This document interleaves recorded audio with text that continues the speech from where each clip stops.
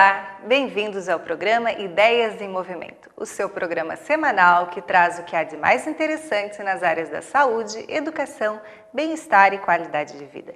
Estamos aqui na TV Floripa, canal 4 da NET, todas as quartas das 20h30 às 21 horas, com reprise aos sábados também das 20h30 às 21 horas. No programa anterior, falávamos sobre o sangue e eletromagnetismo. E hoje vamos dar continuidade a esse assunto com o professor Helgi Panzer.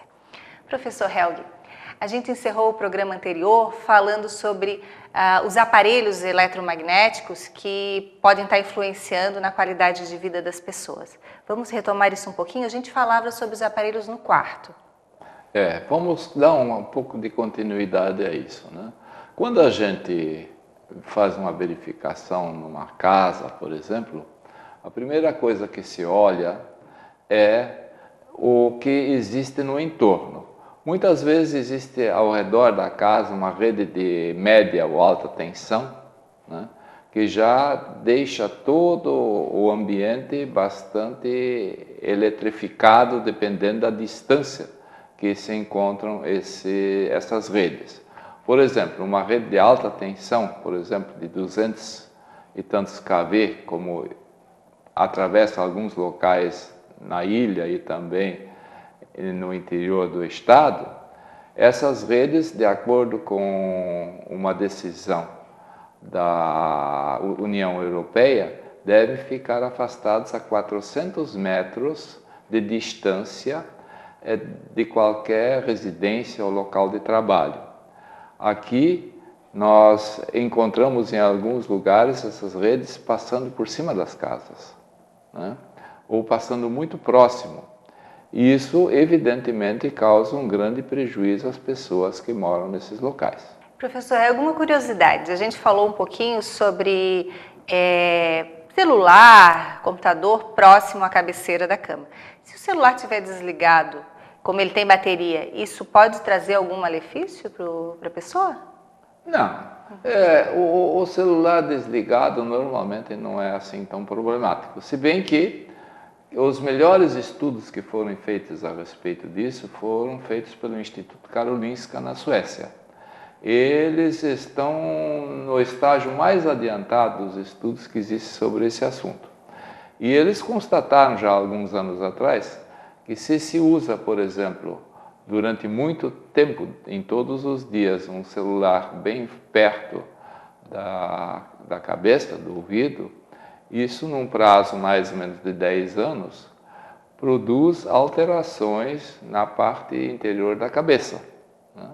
E isso também dá para entender, porque se vocês observarem, nós encostamos o celular justamente onde tem um buraco na cabeça, onde entra o ouvido, os canais do ouvido. Então, como o celular é um pequeno forno de micro-ondas, é evidente que nós, depois de muito tempo, muito uso, podemos ir assando devagarzinho algumas partes internas, né, da cabeça.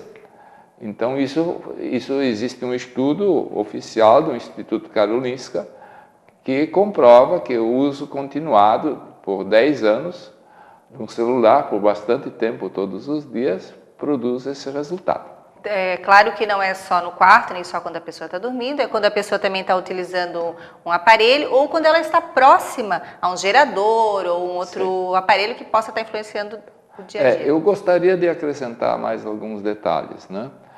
Também um transformador muito perto das pessoas, principalmente durante o sono, quando a pessoa tem que relaxar, voltar ao seu equilíbrio, né, é prejudicial. Como também deve-se evitar de ter esses aparelhos eletrônicos ou eletromagnéticos dentro do quarto, o menos possível, né? A televisão, se tiver, tem que ficar o mais afastado possível.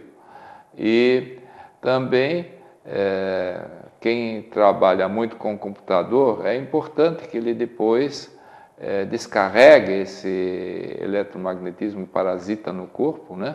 É interessante que a pessoa caminhe com os pés descalços ou na grama ou na própria área do chuveiro, né?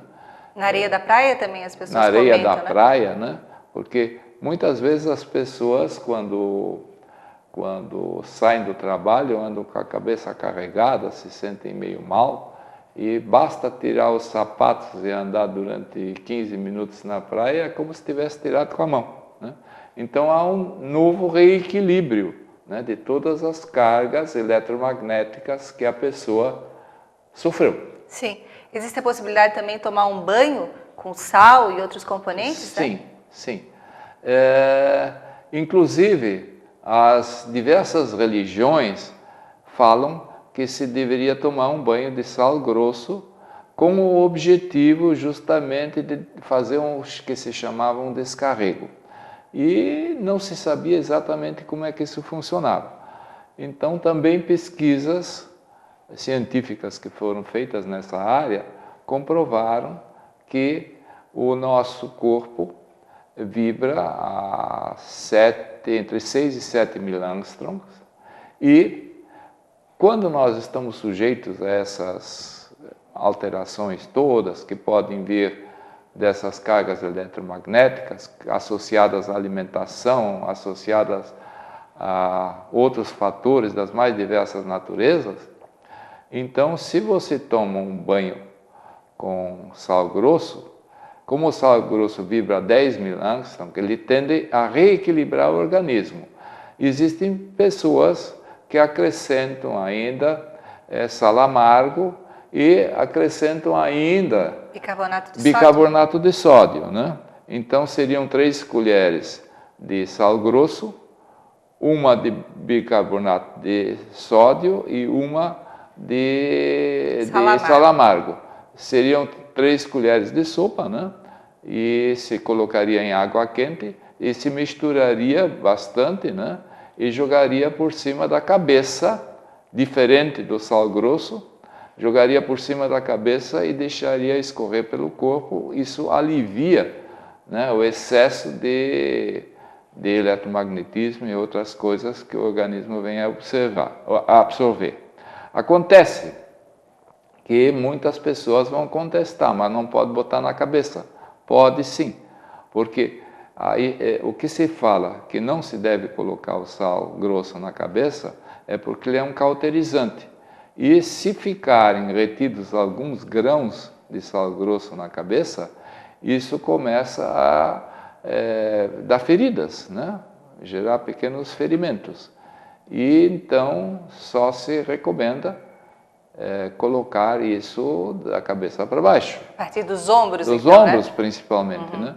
E no caso de eles estarem muito bem misturados e não sobrarem grãos no vasilhame, né? Deve-se usar mais ou menos uma jarra assim uma jarra comum dessa. De 1 litro? 1 litro e pouco, né? 2 litros mais ou menos, 1,5 litro.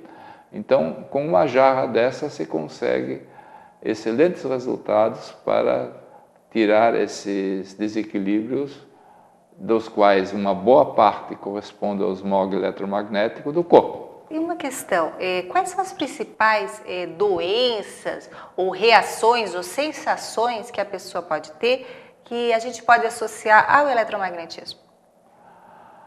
Bom, deve ser uma gama imensa, né? Mas de qualquer forma, para a gente ter uma ideia. Nós sabemos que nós estamos sujeitos a uma interferência, né? E essa interferência é uma interferência bastante pesada, que nos atrapalha. Eu só vou citar um exemplo primeiro. Nós, quando instalamos os nossos computadores na Fundação ESAG, havia lá alguns equipamentos eletromagnéticos bastante potentes. E nós botamos as caixas onde ficavam os operadores do computador, né, os cristais de quartzo, o sistema operacional do computador, nós colocamos lá numa proximidade não tão grande, mas relativamente próxima. Mas o ambiente estava todo muito contaminado pelo eletromagnetismo. Então os computadores não funcionavam, davam problema constantemente. E aí nós chamamos um técnico, e esse técnico então disse, nós temos que aterrar melhor esse local aqui. E como havia rocha embaixo, então foi feito um aterramento horizontal, e esses fios foram espalhados ao redor de todo o prédio para que houvesse o aterramento suficiente e, novamente, a coisa entrasse em equilíbrio. Com o ser humano é a mesma coisa.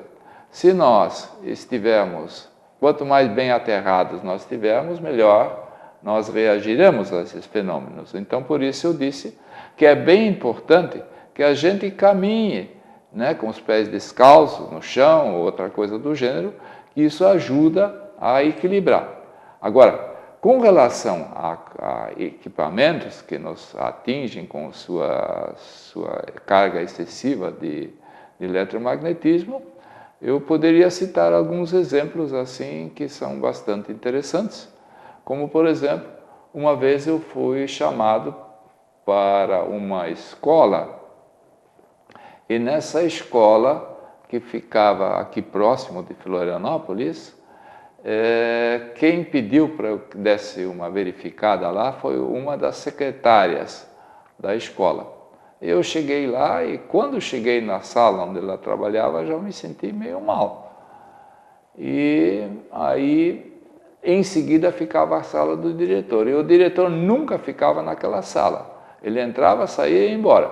Ia para o prédio, ia ver as coisas, mas na sala dele não fazia nada. E as duas moças se sentiam muito mal ali. Aí eu comecei a perguntar. Levei aparelho junto para medir e constatamos que debaixo, no andar térreo, havia 2 grandes transformadores que geravam uma poluição eletromagnética louca. E as duas se sentiam muito mal ali, não tinham como ficar lá. E aí nós chamamos o diretor e explicamos o motivo que fazia com que elas não tinham condições, nem ele, de ficarem nesse ambiente. E fez então a remoção desse pessoal, os lugares foram trocados, né? Passaram para lugares sem essa poluição eletromagnética e a partir dali tudo funcionou muito bem. Mas essas pessoas sofreram durante 2 anos, mais ou menos, né? E aí começa a dar sonolência, começa a dar ansiedade, começa a dar medo, começa a dar uma irritação, a pessoa se sente mal, dá uma série de problemas, também pode dar problemas digestivos, cada pessoa reage um pouco diferente. Professor Helg, nós voltamos a falar sobre esses sintomas depois do intervalo. Já voltamos.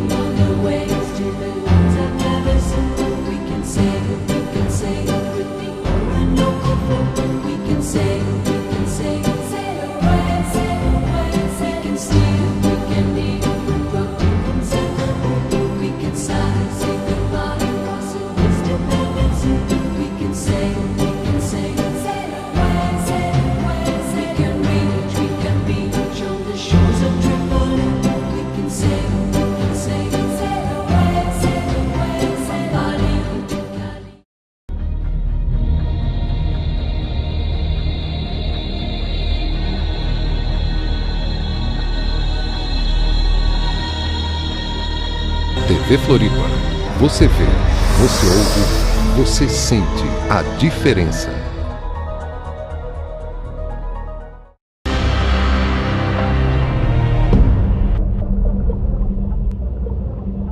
Estamos de volta falando sobre sangue, eletromagnetismo e Quantec. Lembrando que para assistir a todos os programas, acesse www.portalquantec.com.br. Professor Helg, então um excesso de cansaço, o estresse ou uma depressão ou algum problema até de estômago pode ter uma relação com o eletromagnetismo? Evidentemente. O eletromagnetismo, ele é um dos fatores. Evidentemente, não é que cada vez que a pessoa tenha um problema dessa natureza, seja decorrente do eletromagnetismo, mas é um fator determinante para que esses fenômenos se possam produzir. E nós temos casos em que as pessoas isso na Europa já é muito estudado já, em que as pessoas realmente não conseguem nem levantar de manhã porque se sentem muito cansadas. Então, hoje, o que as pessoas têm, né? Em muitos casos, a pessoa, quando vai dormir, ainda bota um fone de ouvido.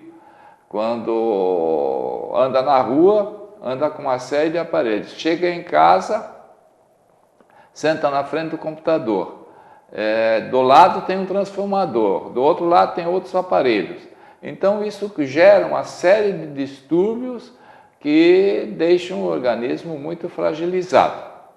Na década de 80, o Dr. Will Black fez alguns estudos e chegou a algumas conclusões sobre a cristalização do sangue. O senhor poderia nos falar um pouquinho sobre isso? O sangue é composto do plasma e é composto da parte sólida, que são os glóbulos vermelhos, as plaquetas, os glóbulos brancos e assim por diante. E esse plasma, eles conseguiram cristalizar e observar depois o que acontecia no plasma cristalizado. E a descoberta foi muito interessante. O sangue, depois de cristalizado o plasma, né, eles retiraram a parte sólida e cristalizaram o plasma, aconteceu que ele, assim, a olho nu, não apresentava nenhuma coisa diferente. Mas, curiosamente, eles dispunham de um microscópio eletrônico e aumentaram, então, este plasma que eles conseguiram isolar e cristalizar, aumentaram 40 mil vezes.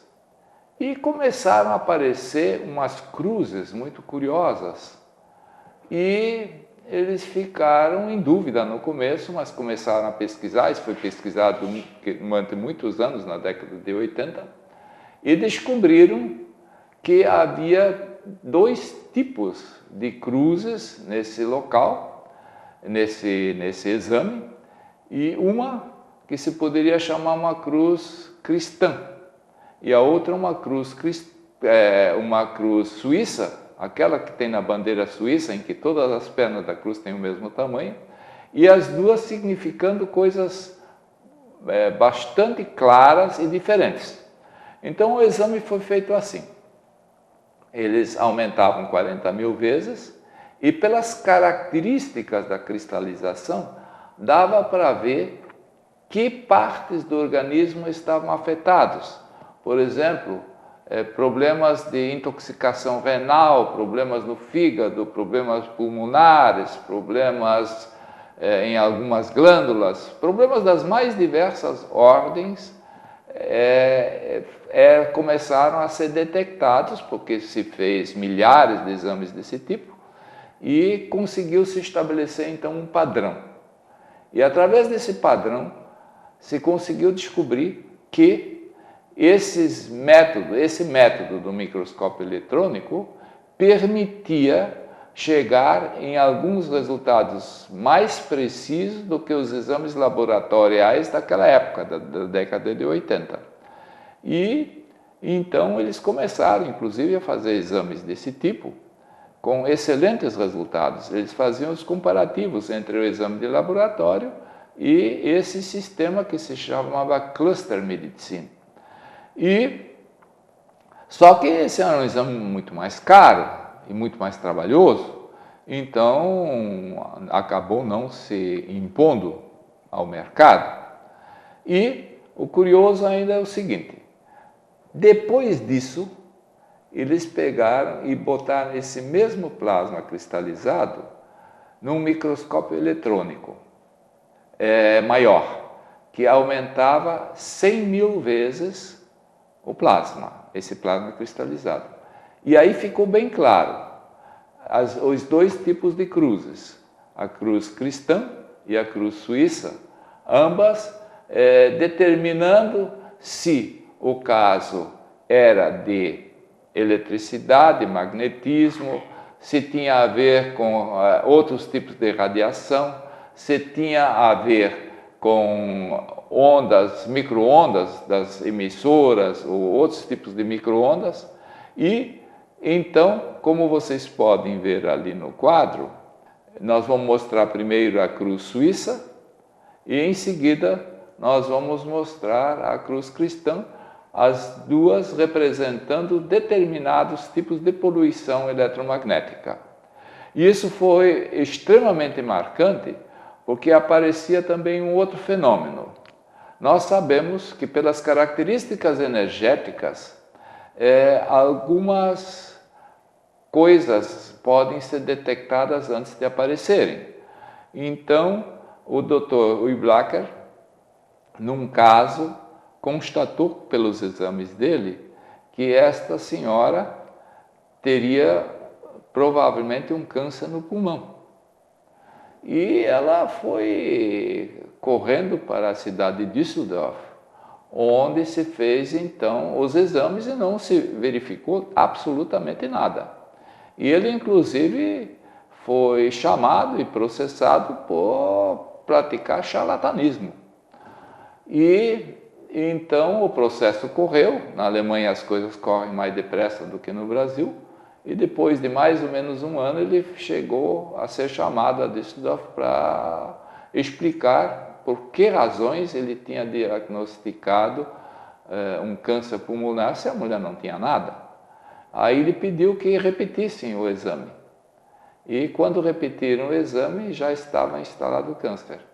Então, essa metodologia já conseguia verificar com uma certa antecipação o que iria acontecer no futuro. E isso foi objeto de grande discussão naquela oportunidade. Então, além das diferenças das cruzes, existiam também formações, aglomerações de cristalização que podiam dar uma ideia de uma doença já instalada ou que viria a se instalar, aparecer mais para frente? Nós sabemos que energeticamente o corpo já reage de forma diferente antes de se instalar uma enfermidade. Eu mostrei aqui num outro programa um equipamento em que se media a eletricidade externa do corpo e que se chama aurameter, e esse aparelhinho é uma mola com uma frente um pouco mais sólida e a gente passa pelo corpo e quando em algum lugar ele se aproxima muito do corpo, isso é um indicativo que há um desajuste energético nessa área. Então, frequentemente uma pessoa onde se vai instalar uma úlcera, já antes disso, já está com esse campo bastante fragilizado.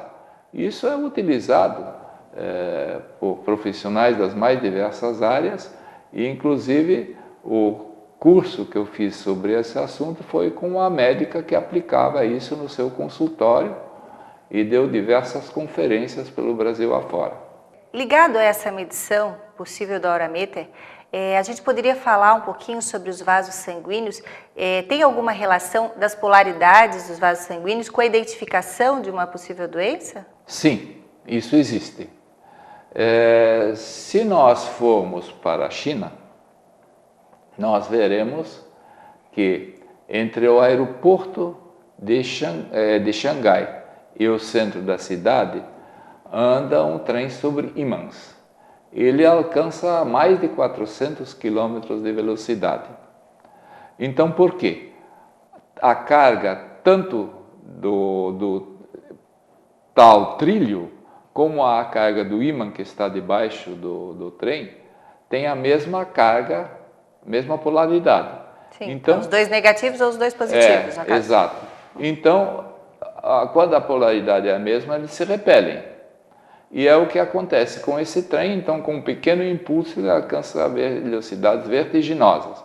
E hoje você vai desde o aeroporto de Xangai até Pequim num trem desses que chega a ultrapassar 400 km de velocidade em terra. Bom, o sangue funciona da mesma maneira. Os vasos sanguíneos na sua parte interna têm carga elétrica negativa, ou são ímãs negativos. E o sangue também tem carga negativa.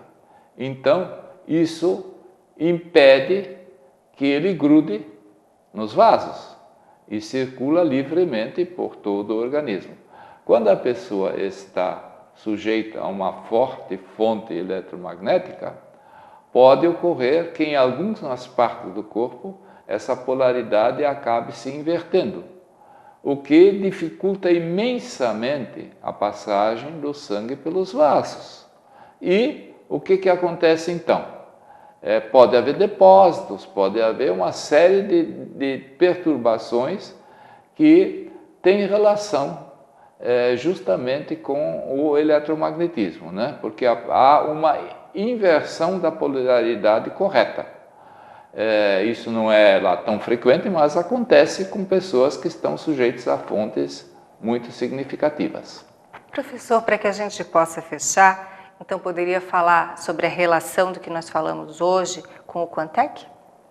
Bom, o Quantec tem sido utilizado para ajudar a reduzir os efeitos prejudiciais que essa fenomenologia toda acarreta, né?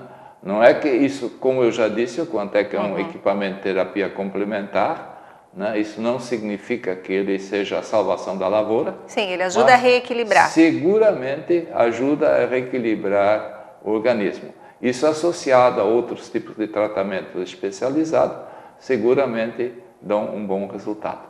Bom, muito obrigada. Nós ficamos por aqui e nos encontramos na próxima quarta, às 20h30. Até lá!